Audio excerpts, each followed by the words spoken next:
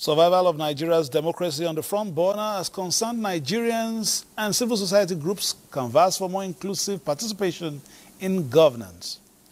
There is no going back on PDP's planned elective national convention scheduled for this weekend in Ibadan, Oyo State. PDP governors, others insist.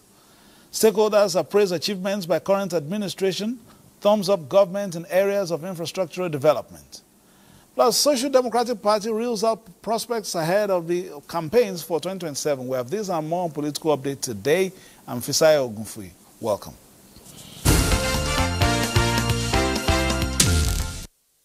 For Nigeria to sustain our democracy, deliberate efforts must be made by citizens to interrogate electoral processes that produce leaders in whose hands governance is entrusted. This view was unanimously expressed by stakeholders at the 2025 National Electoral Reform Summit in Abuja. Converged from all walks of life, from different political backgrounds and ethno-cultural ideologies, notable Nigerians and other citizens are here, united by one factor, which is to uphold democracy that engenders good governance for the country. Each of the speakers provided ideas critical to reforms that will strengthen the electoral process and institutions such as INEC. Granting INEC its own prosecutorial unit or guaranteed access to dedicated prosecutors would ensure timely action against electoral violation. The summit is also seeking an electoral process that will discourage money politics in the country. If you are a member of the APC, you still need millions of naira to buy nomination form. If you are a member of the ADC, of the PDP, of the SDP, of the Labour Party, you still need that millions of naira to buy form. Again, position taken by the President of the United States of America, Donald Trump, regarding insecurity in the country is another issue being addressed. So we must not use the Trump intervention as a basis to litigate our hatred for each other or our old grievances. It should not become a Christian, Muslim, whatever debate. It's an insecurity question. To cause electoral reform is not only that you should vote, is that you go against those who will stop you from your result being announced.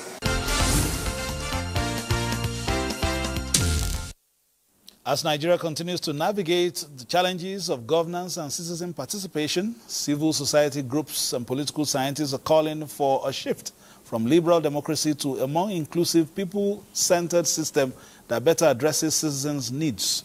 This suggestion was made at the National Conference on the Future of Democracy in Nigeria, organized by the Peering Advocacy and Advancement Center in Africa. The recent Anambra State governorship election has once again put Nigeria's electoral system to the test, a process many stakeholders describe as largely credible and transparent. But beyond credible polls lie a deeper question. Is Nigeria's democracy truly delivering on good governance and improving welfare of citizens?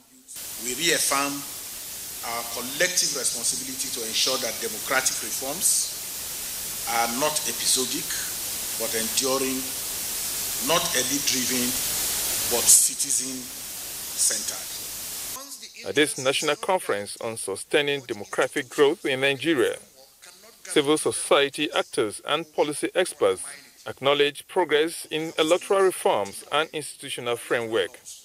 However, they emphasize the need for leadership driven by integrity, credibility, and genuine service to the people. You must strengthen constitutions and constitutionalism.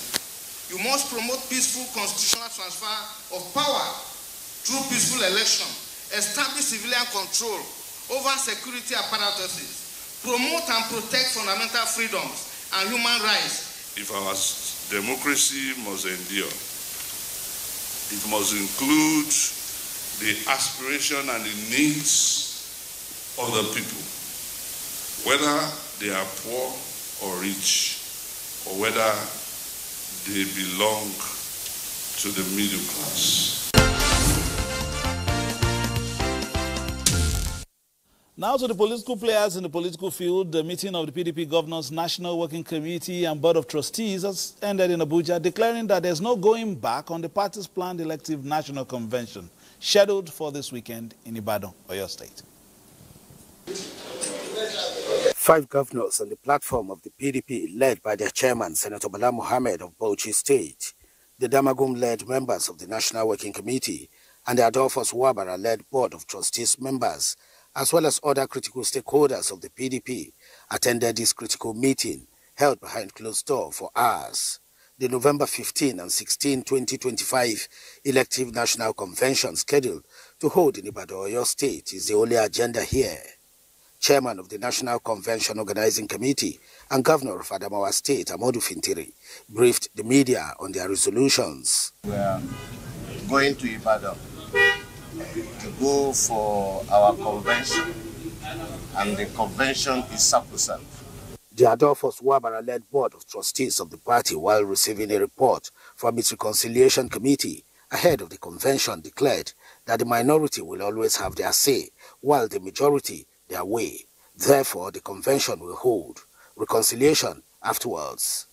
We have now come up with our recommendation for a hitch-free convention. As far as the organs of the party, are concerned, the convention will hold. All these problems we have in PDP are self-inflicted problems. Self-inflicted. In politics, it's a function of interest. In the meantime, the faction of the People's Democratic Party, loyal to the FCT Minister Nyesom Wike, has dismissed the planned national convention of the party, scheduled to hold in Ibadan, Oyo State, as a nullity. It insisted that any such gathering has no legal backing and will not be recognized under the law.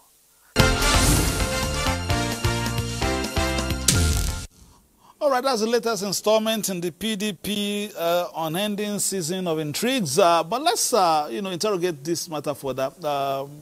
Join us in the studio is a member of the PDP who has played a leadership role in one capacity or the other. I'm talking about Timothy Osadolo. Timothy, thank you for joining us. You saw that report, and that's latest from your party. At least that was held yesterday. What is the other position? Because two key statements came to mind there. No going back, they are going ahead. And they also said that minority may have their say, majority will have their way, so they are going forward. After that, there will be reconciliation. Well, good afternoon, and I want to thank you for having me.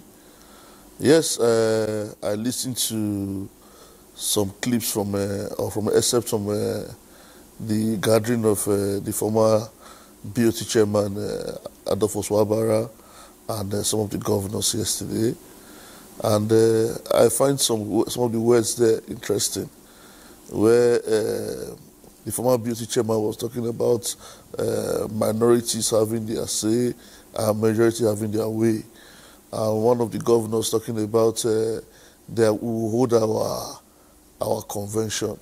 Those were his words. We will hold our convention. Well, they have a right to hold their convention. He didn't say PDP will hold this convention. We are talking about PDP convention holding. PDP convention we hold at a date fixed and agreed upon by all stakeholders of the PDP and by all relevant organs of the PDP and not a section of the PDP.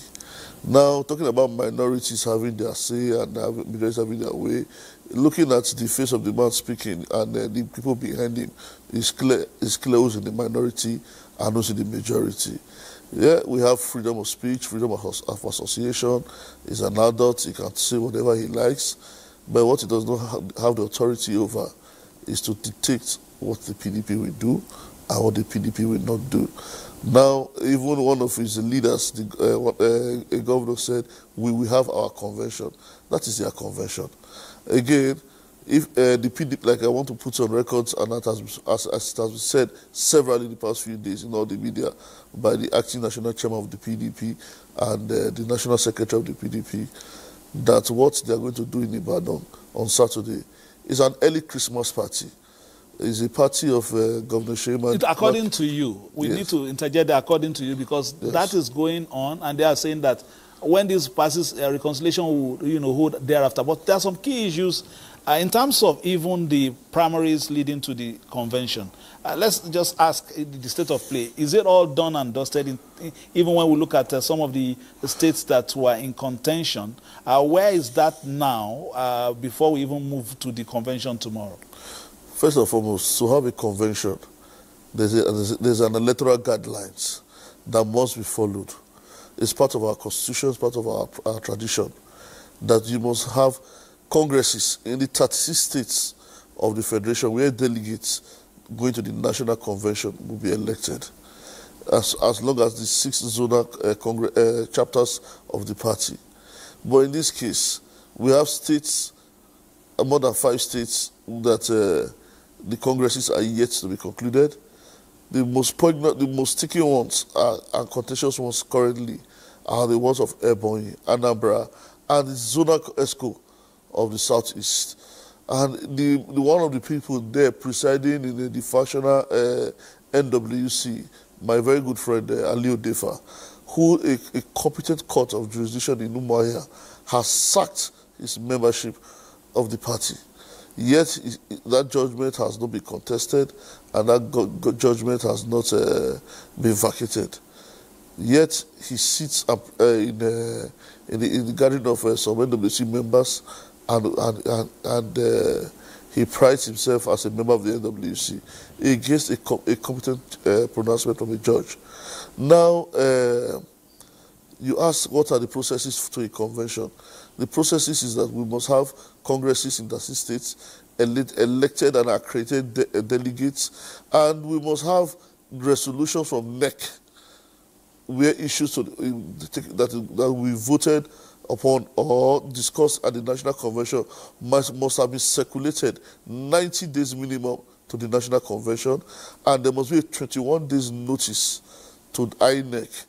But you have had two National Executive Committee meetings. Signed by the National Chairman and the National Secretary of the party.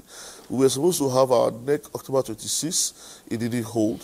From that October 26 to date, no NEC has held to ratify or to discuss the issues that will be taken to this to the convention, and that's because the earlier purported date of 15 and 16 for the convention is contentious and has been nullified by the party hierarchy and leadership.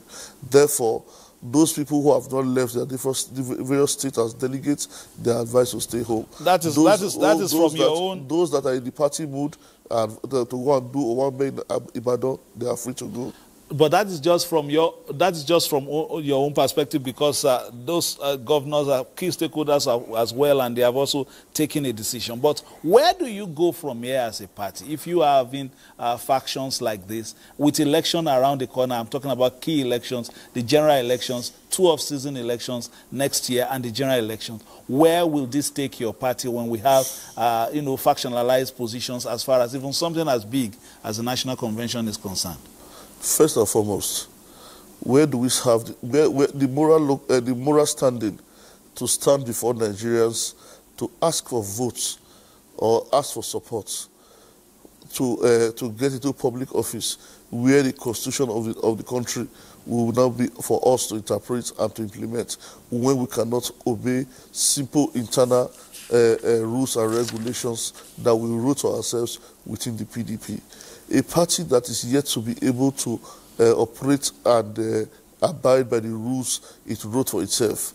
Upon which locus do we now ask to be given the permission or the right to operate the constitution or interpret the constitution of the Federal of Nigerians, or to preside over it for the benefit of all Nigerians?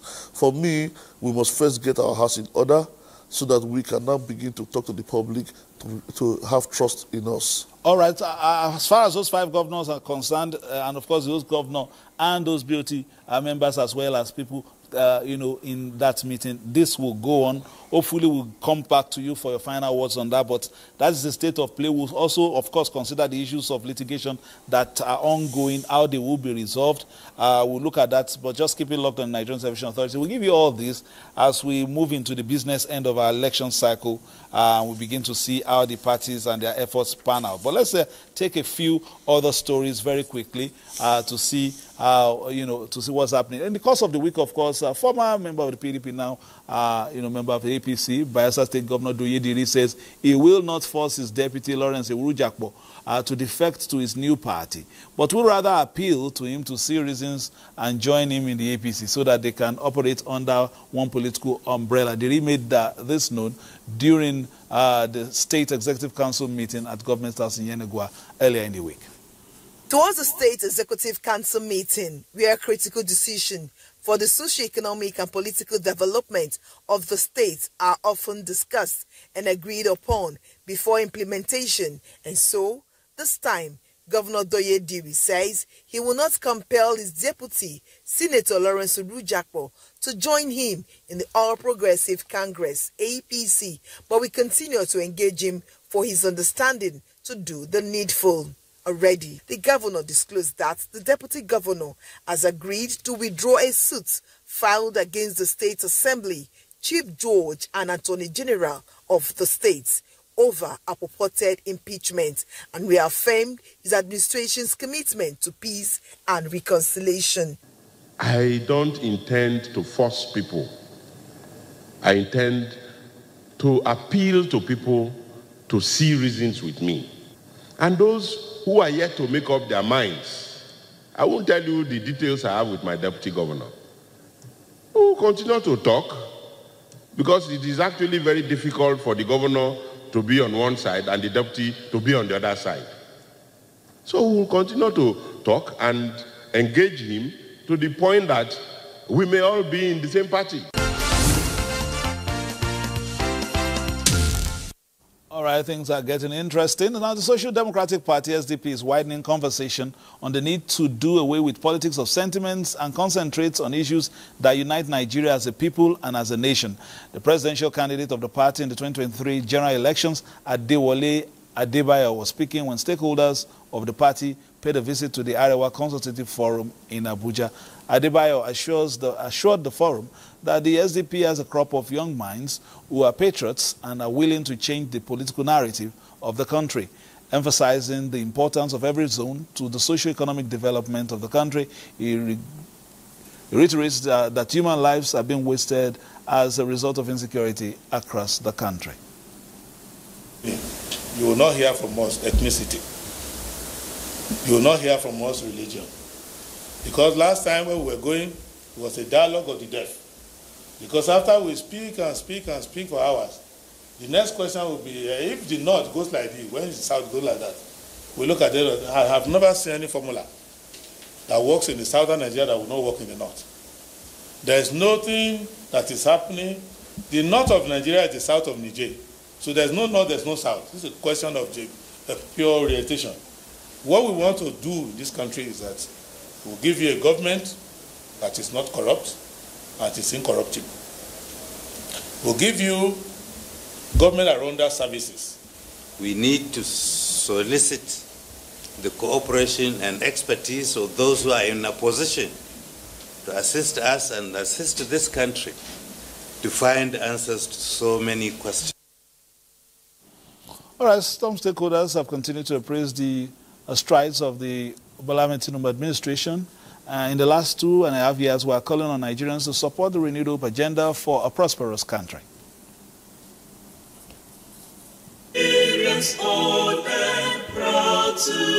It is a moment of reflection and national pride, marking the 65th year of independence with the theme 65 years of Nigeria's independence, the journey so far with a renewed hope agenda in view, under the Arewa think tank, a platform that promotes unity, dialogue and strategic national discourse, one after the other, including the governor of Lagos State, Babajide Sanwo-Olu, and other top government officials, political stakeholders and development partners discuss Nigeria's progress since independence and the pathway towards a prosperous future under the renewed hope agenda of President Bola Ahmed Tinubu. The President's renewed hope agenda is therefore a clear testament to this foresight, and he has faithfully implemented his pledges and commitment from the very first day when he assumed office on that fateful May 29, 2023.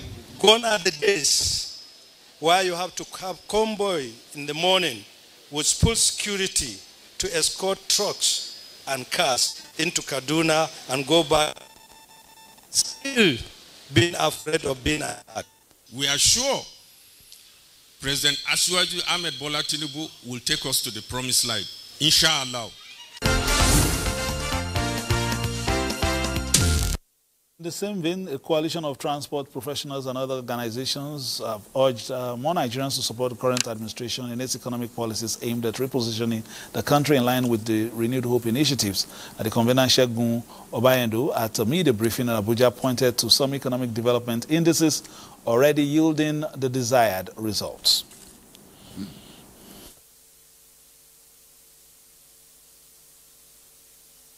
We are not waiting for change to come from above. We are organizing from the ground up to make sure that the sector gets the attention, reforms, and investment it deserves. We have seen encouraging signs, road rehabilitation across several states, the Lagos-Ibadan Expressway, the revival of the Abuja-Kaduna, Warri, Itakwe rail lines, and effort to modernize our ports. These are steps in the right direction, but we must go further. Our vision is clear: safer road with safer vehicle training and enforcement. All right, before we go, Timothy Osadolo is still here, a stalwart of the PDP, and matters arising this weekend. Some have boarded their planes, taking their tickets on the way to Ibadan, while others, some say they are staying back. But what is the way forward for your party, especially since you lead, you've been part of the younger generation in the party, and you wouldn't perhaps want this, party heading on a coalition course in terms of the factions and all the discordant tunes we've been hearing in the past few weeks? For me, since January, for quite some time now, I have always insisted and I've always prayed and asked the leadership of the party on both sides or triple side or all sides of the divides. Let's always remove our heads from the clouds.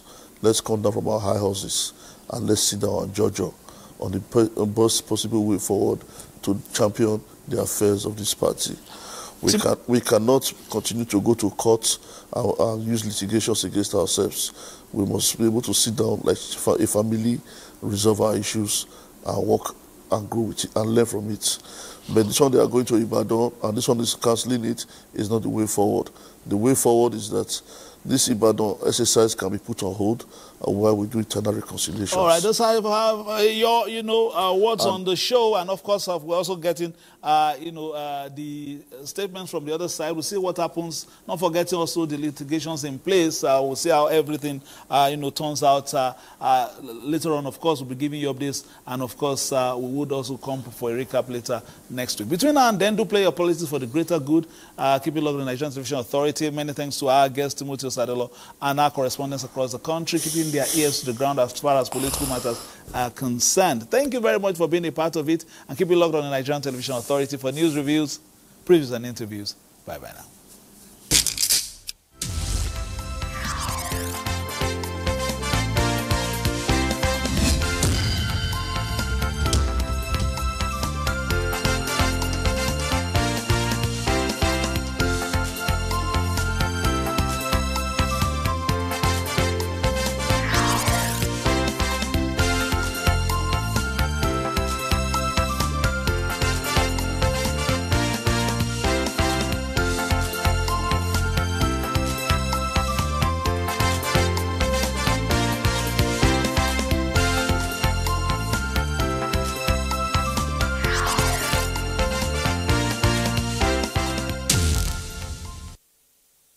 Known for your achievements or activities? Then look no further. At NTA Knowledge on Star Times Channel 359, we will showcase your school's graduation, excursion, inter-house sports, community service, school's registration of new intakes, and more. For enquiries and advert placement, please dial 0805-906-0657,